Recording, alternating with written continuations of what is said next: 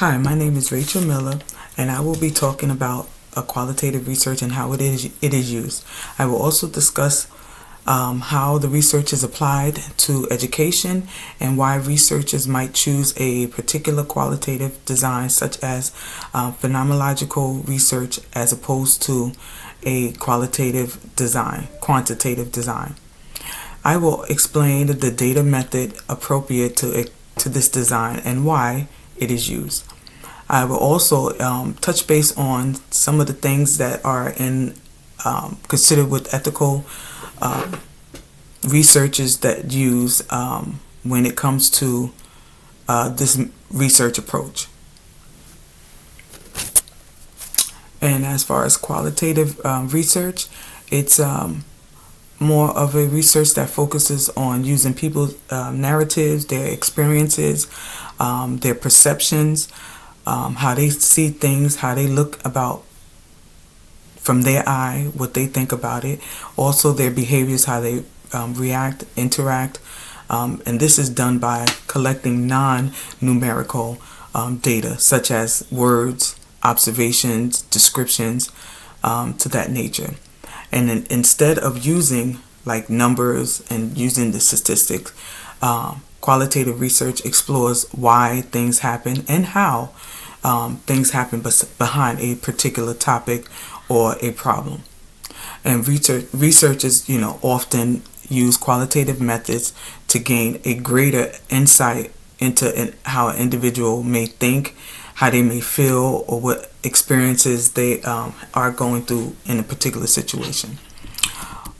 Also, this method is commonly used in qualitative research with interviewing particular participants, asking open-ended questions, and to learn about their experiences. When it comes to observation, we quite use that in the classroom with our students, watching behaviors, even with teachers too, watching how they interact with students.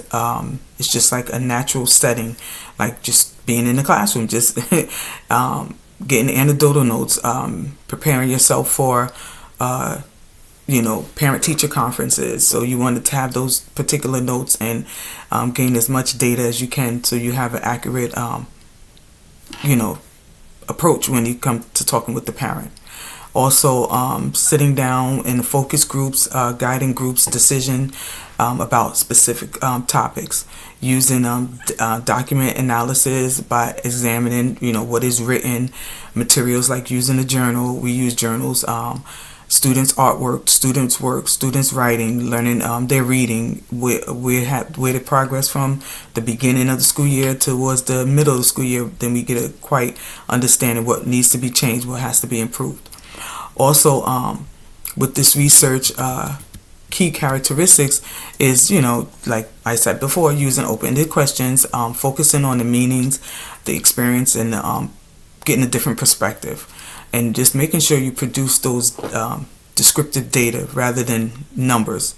And often it involves smaller groups of participants. Here are some examples as far as education, which might involve interviewing teachers and students to get an understanding of what their experience is, with like standardized testing, which we have testing actually coming up next week. So observing classrooms and interactions with the study students' engagement, how they're going to handle the tests. We try to prep them, give them a lot of practice tests, going over a lot of reviews for them to get them prepared. And then, with the research in education, you can at least get a good amount of data on the participants that are there. You can do smaller groups, different grades, and stuff like that. This type of research helps educators and researchers better understand complex issues in teaching and in learning. And it can provide a lot of insight that numbers can't do that alone. So that was one thing that we, realized. We can't just do a count. We have to really go in and to have the research there. And like how this is applied to the field of education all over, it gives a better understanding, and you get to explore reasons behind students' academic performances, their attitudes towards learning, and just their classroom interaction. We can't, like we said, we can't just use those test scores and the numerical data, because that's not going to give us exactly what we need.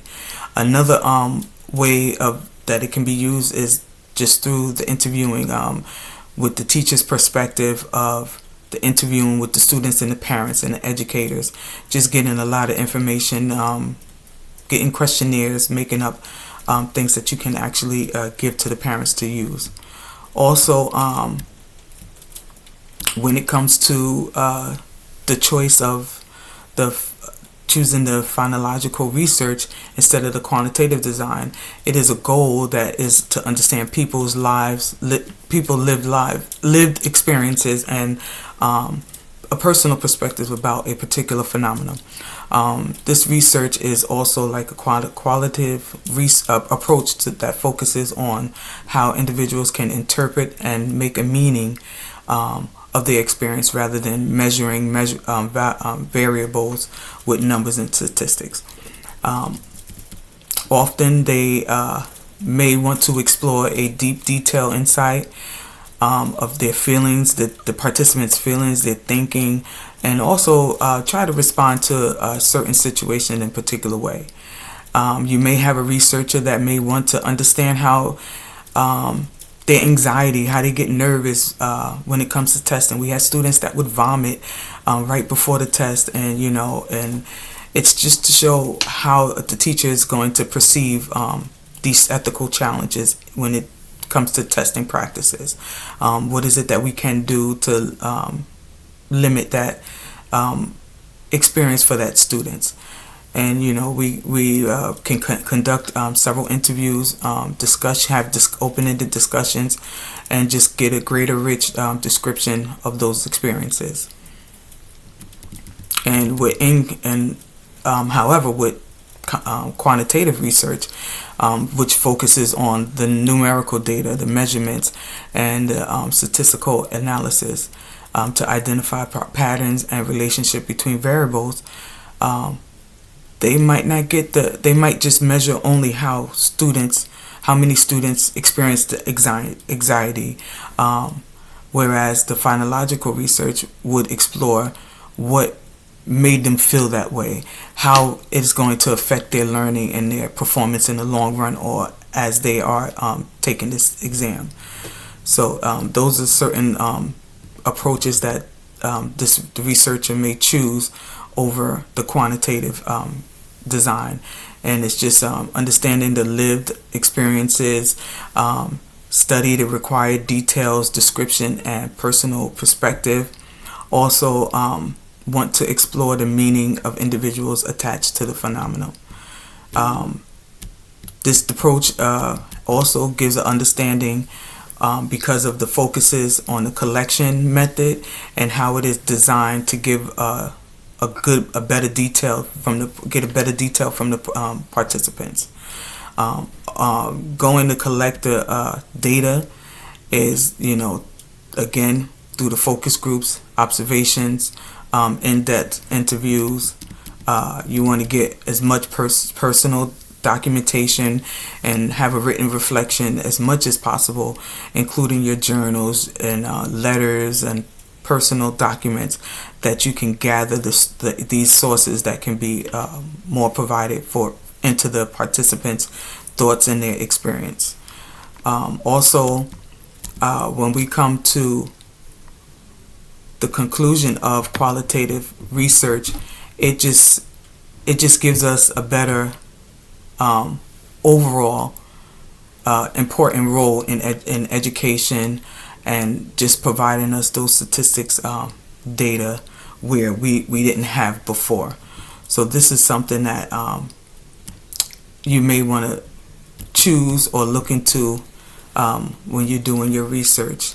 And I thank you for watching my video.